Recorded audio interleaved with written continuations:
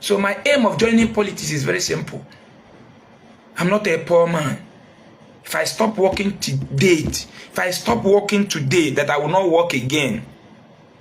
With what I have invested will feed me and my family till I leave this world and die. If I stop today, that Ezeaku will no longer work.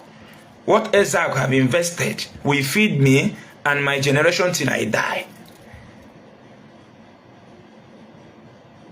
So I'm not joining politics because of money. I'm joining politics because of humanity. I want to challenge the Westerners. I want to bring a new development to the society. I want to bring a change.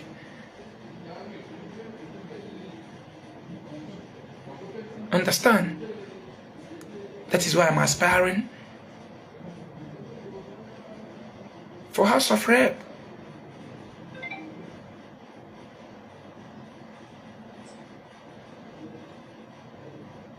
So, some of you are saying, why do you join politics? Why can't I join politics?